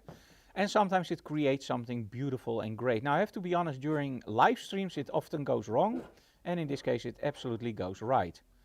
So this looks great. This one is okay, but I think it's a little bit too blurry. This one is exactly what I need. So, and you can also, of course, blend it in or use layer masks, but in this case you just use it like this. There we go. And if you go like, oh, I only want it in the bottom part, remember there's a mask. So if you can't remember, by the way, if black or white takes away, it's a trick I learned from Matt Klaskowski. If white doesn't work, try black, because there's no other option. So as you can see here, that's nicer. Maybe take that one out too. So press the X again. This is much better. Nice. I like the crowns here. This is okay. Final check. Great. Save as a copy. Go for retouch, JPEG. And there we go. Now, in all honesty, when we go through those images and we go into Lightroom, let me just go for a library retouch. Imagine what we did during the live stream. So we've got one image with pretty much flat lighting and vignetting, one image with focused light and a little bit of an accent, and one image with only the chandelier. And because I'm using the same preset every time, do you see that it becomes a series, although I'm using totally different light sources. Now it could have been better if I would have used the color checker, because then I have, with all the images, I have the exact right color temperature for neutral colors. Do remember that. But when you look at the images, here you can see that I'm using a larger softbox for the very simple reason the chandelier doesn't blow out.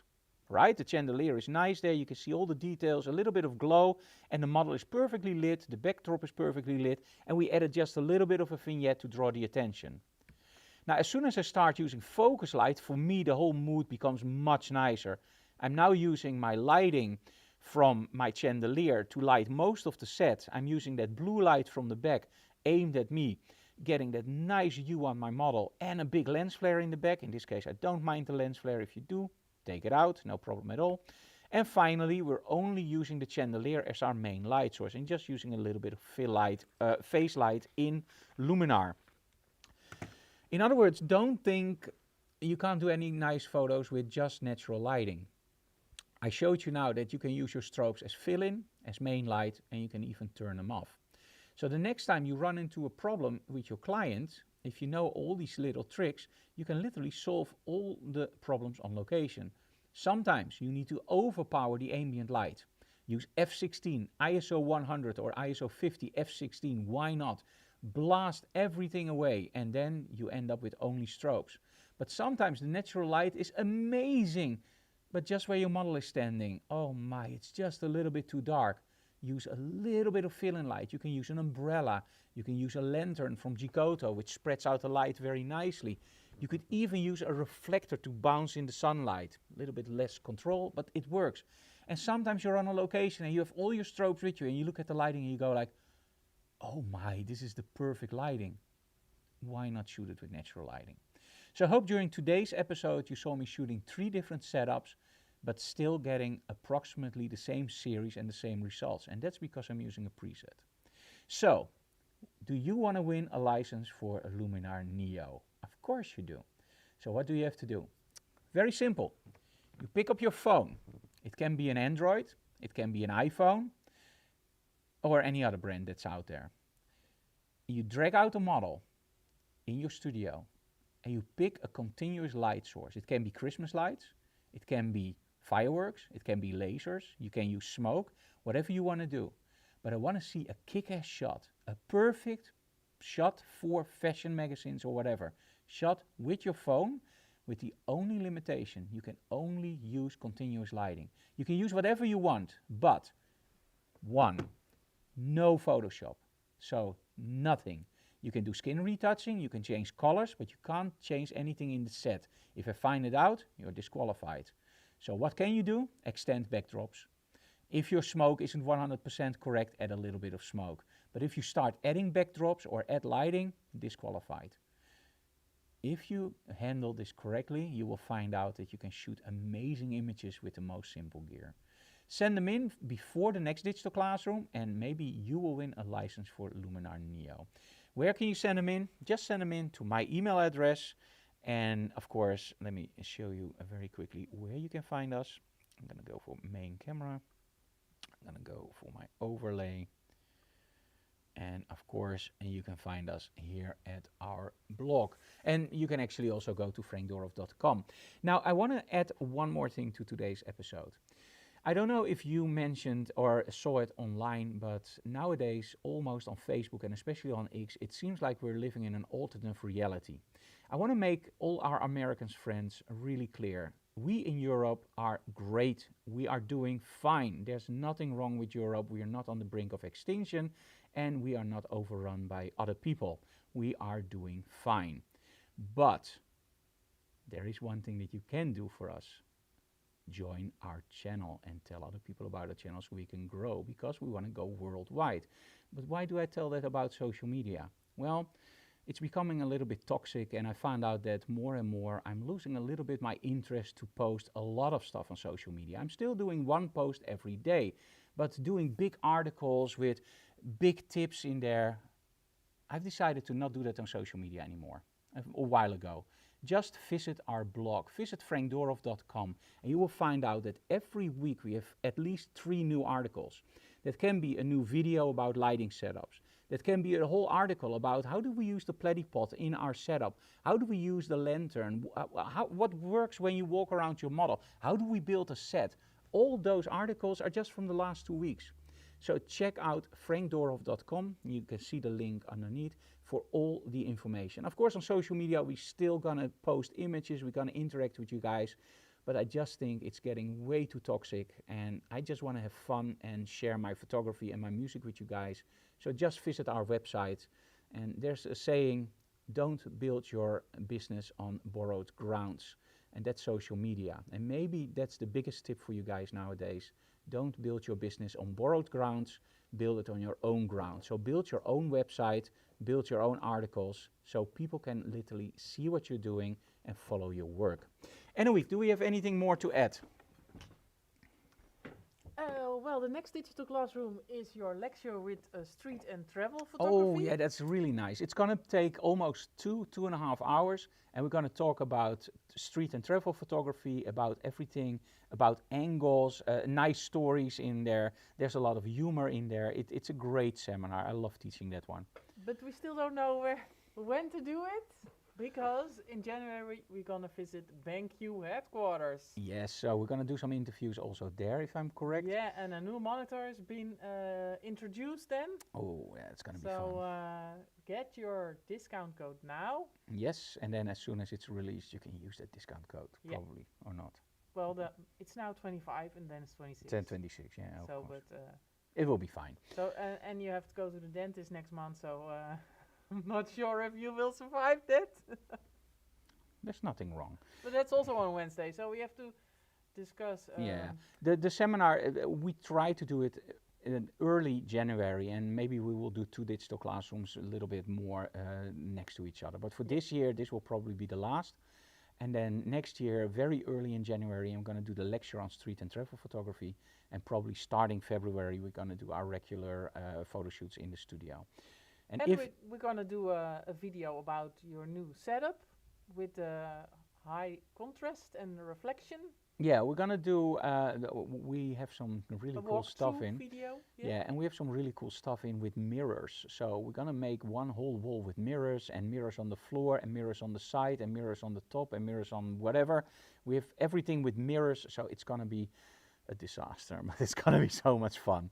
because that's angle of incidence is angle of reflection. You know, if you use strobes with mirrors, that's gonna be a problem. But we are gonna figure that one out because that's the challenge, right? We want to do something new every single time. I hope you enjoyed this episode. Again, join us and subscribe, like, and tell other people about the channel so we can grow. And see you again next time, right? See you next time. Bye, Bye-bye. guys.